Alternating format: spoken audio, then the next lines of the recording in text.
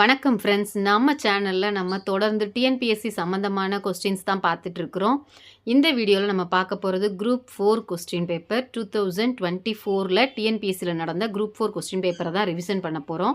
Already இதை பற்றி ஒரு வீடியோ போட்டிருக்கேன். அதில் ஒரு 10 கொஸ்டின்ஸ் இருக்குது.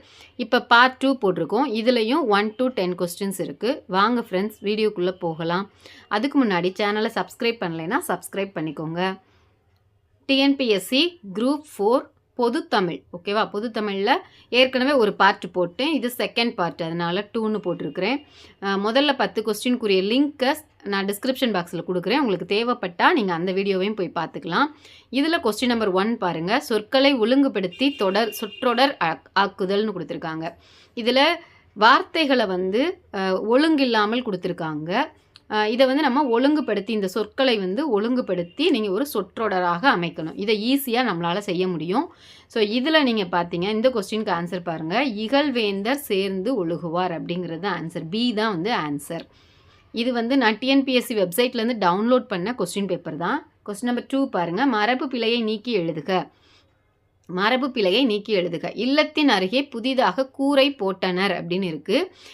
இதில் போட்டனர் அப்படிங்கிறது மரபு பிழை, ஓகேவா? இந்த மரபு பிழையில் கூரை போட்டனருக்கு பதிலாக என்ன வரும் அப்படின்னு நம்ம கரெக்டாக எழுதணும். கூரை வேய்ந்தனர், கூரை முடைந்தனர், கூரை செய்தனர், கூரை வணைந்தனர் அப்படின்னு கொடுத்துருக்குறாங்க. இதில் சரியான விடை என்னன்னு பார்த்தீங்கன்னா கூரை வேய்ந்தனர். இதுதான் சரியான விடை. கொஸ்டின் நம்பர் 3 பாருங்கள். பொருந்தாத சொல்லை கண்டறிகன்னு கொடுத்துருக்குறாங்க. பொருந்தாத சொல்லை கண்டறிக. இப்போ இதில் என்னென்ன சொற்கள் கொடுத்துருக்காங்கன்னு பாருங்கள்.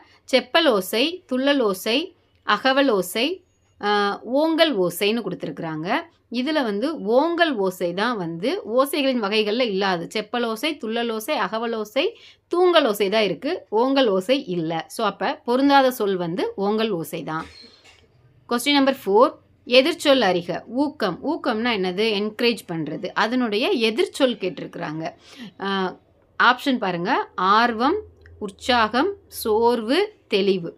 இதுக்கு ஊக்கம் அதனுடைய எதிர்ச்சொல் சோர்வு அப்படிங்கிறது தான் சரியான விடை. சோர்வு. கொஸ்டின் நம்பர் 5 பாருங்கள். பிரித்து எழுதுக. பிரித்து எழுதுகளை நீள் உழைப்பு அப்படின்னு கொடுத்துருக்காங்க. நீள் உழைப்பு அப்படிங்கிற வேர்டை பிரித்து எழுதணும். இதில் லூ பாருங்கள். இந்த லூவை தான் நம்ம பிரிக்க போகிறோம், ஓகேவா? இப்போ ஆப்ஷனை பாருங்கள். நீளு ப்ளஸ் உழைப்புன்னு கொடுத்துருக்காங்க. நீன் ப்ளஸ் உழைப்பு, நீண்ட ப்ளஸ் உழைப்பு, நீள் ப்ளஸ் உழைப்பு. இதில் நீள் ப்ளஸ் உழைப்பு தான் சரியான விடை. இந்த லூவை இல் ப்ளஸ் ஊ அப்படின்னு நம்ம பிரிக்கலாம்.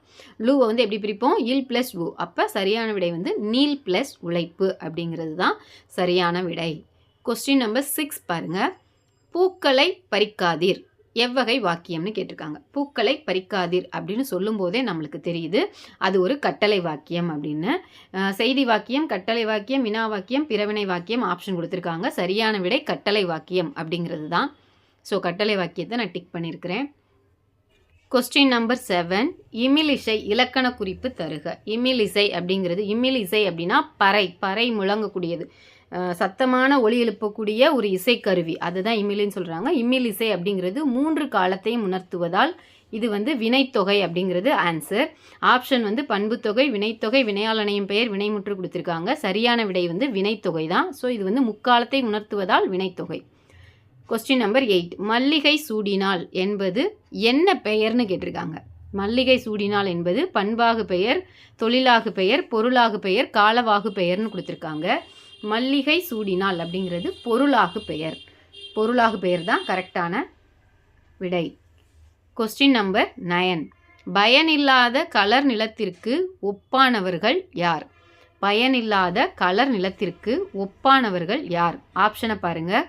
ஏ வலிமையற்றவர், பி கல்லாதவர், சி ஒழுக்கமற்றவர், டி அன்பில்லாதவர். இதில் ஆன்சர் என்னன்னா கல்லாதவர். கல்லாதவர் தான் கலர் நிலத்திற்கு ஒப்பானவர்கள். அதாவது பயனில்லாத கலர் நிலத்துக்கு ஒப்பானவர்கள் கல்லாதவர்கள். இதில் பாருங்கள் ஒரு பாட்டு கொடுத்துருக்காங்க. கொஸ்டின் நம்பர் 10 பாருங்கள். ஒரு பாட்டு கொடுத்துருக்குறாங்க. இந்த பாடலில் பயின்று வந்துள்ள மோனை என்ன மோனைன்னு கேட்டிருக்கிறாங்க. இணை மோனை, ஒருவு மோனை, பொழிப்பு மோனை, கூளை மோனைன்னு சொல்லிட்டு ஆப்ஷன் கொடுத்துருக்காங்க. இப்போ இந்த பாட்டில் பார்த்தீங்கன்னா ஒவ்வொரு அடியிலையுமே முதல் சீரும் 3வது சீரும் பார்த்தீங்கன்னா ஒரே எழுத்து வந்திருக்கும். முதல் சீரும் 3வது சீர்லையும் ஒரே எழுத்து வந்து ஒன்றி வருது இல்லையா, இந்த மாதிரி வந்தால் பொழிப்பு மோனை அப்படிங்கிறது ஆன்சர். பாருங்க, ஒவ்வொரு லைன்லையுமே முதல் சீரும் 3வது சீரும் ஒரே எழுத்தாக வந்திருக்கு. இங்கே 4வதுலையும் ப ப அப்படி வந்திருக்கு இல்லையா. ஸோ இந்த பாடலில் பயின்று வந்துள்ள மோனை பொழிப்பு மோனை அப்படிங்கிறது தான் சரியான விடை ஃப்ரெண்ட்ஸ். வீடியோ பிடிச்சிருந்தா லைக் பண்ணுங்கள், ஷேர் பண்ணுங்கள், கமெண்ட் பண்ணுங்கள். இதே மாதிரி இன்னொரு 10 கொஸ்டின்ஸோட நெக்ஸ்ட் வீடியோவில் நம்ம சந்திப்போம். தேங்க்யூ ஃபார் வாட்சிங்.